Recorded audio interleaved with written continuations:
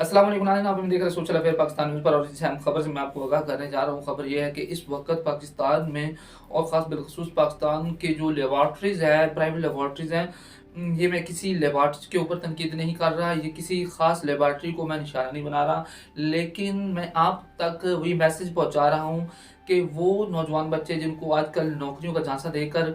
या किसी ऐसी अल्लाह ना करे किसी के साथ कोई ऐसा इंसिडेंट हो जाता है या किसी के साथ कोई ऐसा वाक़या पेश आ जाता है कि उसको इंजरी हो जाती है या उसको किसी भी किस्म की बीमारी लाक हो जाती है और उस वक़्त उसके कोई भी वाहिकीन उसके साथ मौजूद नहीं होते और वो बिला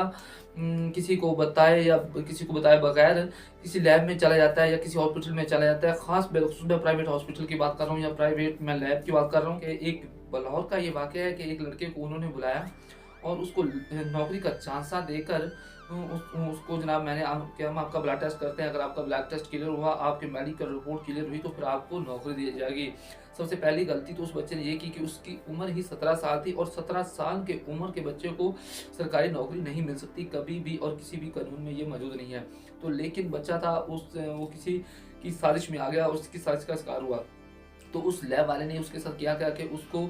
जनाब मेडिकल अपनी लैब में बुलाया और लैब में बुलाकर उसको नौकरी का झांसा देकर कि अगर आपकी मेडिकल रिपोर्ट क्लियर आ जाती है या अगर आपके ब्लड सैंपल्स या आपकी तमाम तर जो रिपोर्ट्स हैं अगर क्लियर आ जाती हैं तो फिर आपको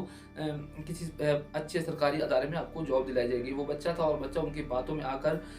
उसके लेबॉर्ट्री में टेस्ट करवाने के लिए आ गया। जब वो लेबॉर्ट्री में आया तो उसको सैंपल लेने की बजाय उसको इंजेक्शन दे दिया गया, डोज़ दे दी गई और डोज़ ऐसी थी कि जिससे बच्चा गहरी नींद में चला गया और जैसे ही वो बच्चा गहरी नींद में मुब्तला हुआ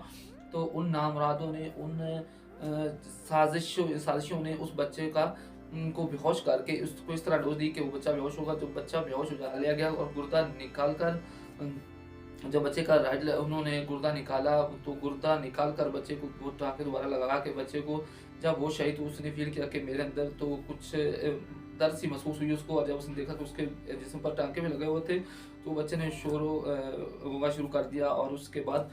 उसने जो मामलात किए उसने अपनी फैमिली तक ये बात पहुँचाई और फिर सोशल मीडिया पर ये बात वायरल हुई और जैसे ही ये बात सोशल मीडिया पर वायरल हुई तो इस बात की तहकीक की गई कि इस बच्चे को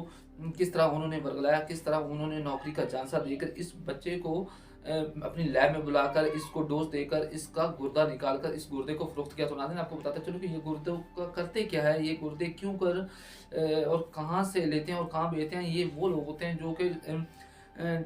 ड्रग का यूज़ करते हैं और ड्रिंक करते हैं। तो जब ड्रिंक करते हैं तो ड्रिंकिंग की वजह से इंसान के गुर्दों के अंदर वो तमाम तरह इमराज़ फैल जाती हैं जिससे की वजह से गुर्दे डैमेज होते हैं और जब गुर्दे डैमेज होते हैं तो वो लोग फिर अपनी जान बचाने के लिए किसी दूसरे मासूम की जानों से खेलते हैं और किसी दूसरे का गुर्दा निकालते हैं और उस गुर्दों को और उस गुर्दे को लाखों रुपए में आगे सेल करते हैं। तो नाज़रीन आपको बताता चलूँ कि खुदारा कभी भी कोई भी ऐसा शख़्स या कोई भी ऐसा फ़र्द जिसके साथ कोई ऐसा इंसिडेंस हो जाता है या कोई ऐसा प्रॉब्लम हो जाता है तो वो कभी भी किसी भी लैब में या किसी भी हॉस्पिटल में अकेले मत जाएँ और अगर आपका कोई भी मरीज़ किसी हॉस्पिटल में मौजूद है, तो खुदा ना उसको अकेला मत छोड़ें क्योंकि आजकल होता ये है कि हमारे पास टाइम नहीं होता और टाइम की वजह से हम कहते हैं, चलो ये हमारा मरीज़ तो पहले ही एडमिट है और इसको इधर क्या होना, लेकिन आपको पता चलो कि उसके बाद बहुत कुछ हो सकता है। तो खुदा कभी भी अपने बच्चों को और अपने जो भी आपके साथ आपके मरीज़